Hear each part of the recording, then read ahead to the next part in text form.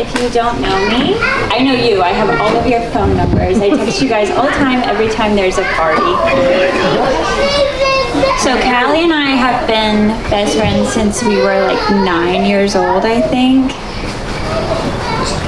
So Callie and I met in a chef's class.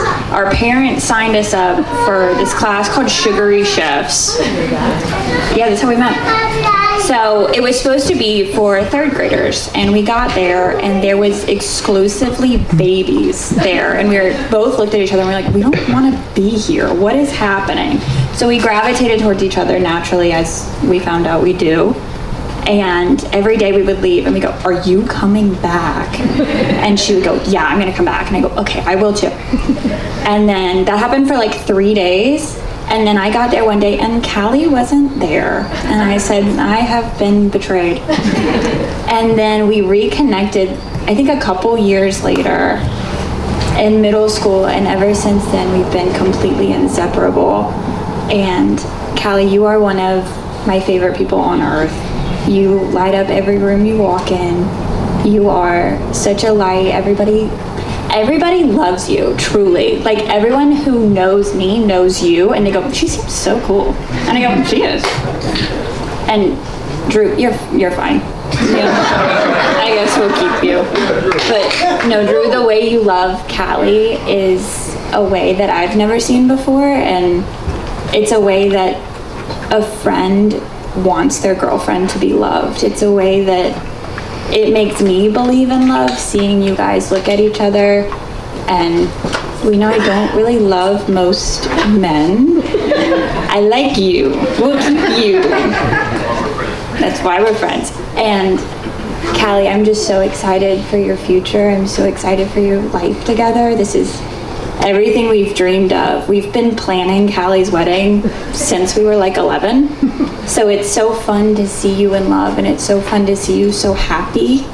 And I love you guys so much. Thank you for being you, and thank you guys for loving each other so well.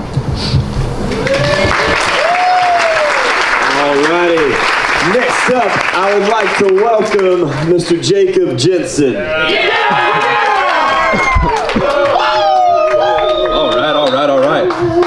I'm going to read from my phone because my wife always tells me I'm long-winded, and nobody wants to hear me talk for that long. So I have some very concise things written down. I love them. If I haven't got the chance to meet you, my name is Jacob. I have the honor of being Drew's best man this weekend and for the rest of his life, which is pretty awesome.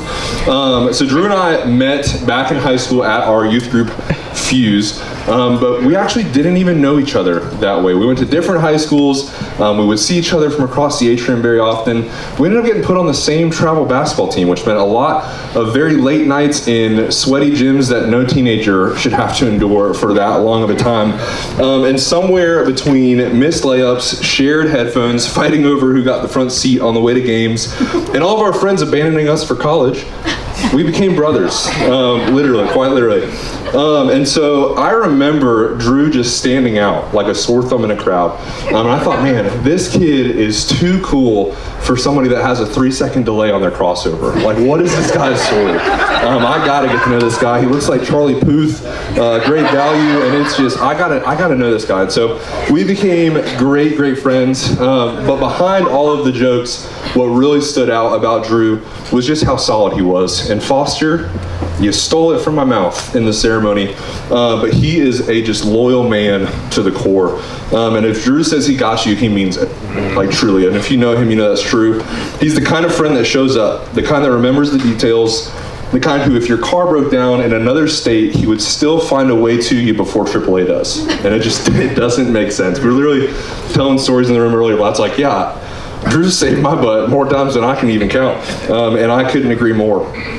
And now fast forward a bit, I'll never forget the day that Drew told me he was interested in Callie. I think we were standing by my front door, and you're like, well, I gotta tell you something, man. I gotta tell you something. And it was wild. Like, for those that don't know their story, Callie was not a new girl, right? Like, she had been around. Like, we went to high school together, right? It was Callie Moss. Like, it wasn't just some Instagram chick, right? It was like, we know Callie. And when he said that he was interested romantically in her, it was like heaven face palmed and like said, finally, idiots. Like, she's been there the whole time waiting for this. And it was like a divine light bulb went off for both of us. And I was like, dude, what have you been doing? And my bad for not saying anything. That's all me. And so these two have been literally circling each other like sharks. All right, shout out St. James, whatever. Hey. Having a full-blown crush competitions. If you know their relationship, it is like the sweetest thing ever, because I don't know who likes the other person more. Like, I just can't tell, because they're both just so in love with each other. I don't know, dude. She likes you a lot. You're pretty handsome. I don't know. But the moment I knew that Callie was the right one for Drew, it's going to sound so simple, was Drew came over one night. If you guys don't know, we did these things called bro hangs. Highly recommend, to be honest. He'd come over like 11 p.m. after my wife went to bed. Shout out Alicia. We just hang out, we talk, we play Madden. It's the best. Bet $1 per game. You owe me $8, by the way. And he told me, he said, man, you're never gonna believe this. I went over to Callie's apartment. Dude, she made a whole spot in the pantry and filled it with cheer wine and all of my favorite snacks. And it, like, I don't know what it was in that moment, but it was, I think it was, for me, the first time that I got to see someone outside of his family, shout out Kim, the best, serve you and love you intentionally. And it was really special. Yeah. And that's love. Like that's partnership. That it truly is. And it's not just about the snacks, right? And so, Callie, you bring out the best in Drew. I'm gonna read this part because I'll cry. All right. Not just the more mature version of him, although we appreciate that, but the one who believes in himself. I'll probably cry anyways. Gosh darn it. Who sees bigger, reaches further, and rests securely in who he is. And that's what real love does. It doesn't just complete you, it calls you higher. Gosh darn it. Aiden, that line was trashed. Slam me over, I guess. Watching you two together is honestly one of the sweetest things I've ever seen. It's like watching two people live a dream they never want to wake up from. It's pure, it's kind, and it's fun. Like, really fun. Now, before I wrap this up, I want to leave you with some wisdom, all right?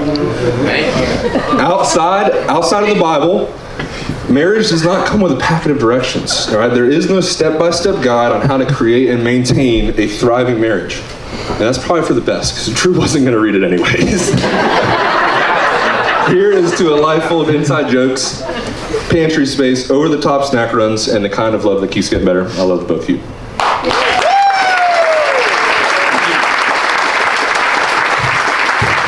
Alrighty, Jacob was going to announce this, but he started crying. I don't know if this is the first time I've seen him cry. Maybe this is long enough too. But at this time, after they hug Jacob, the bride and groom are going to cut the cake, and then we're going to open up the dance floor. So the cake is to my left, Minnie, of your right side, over there by the fuse group.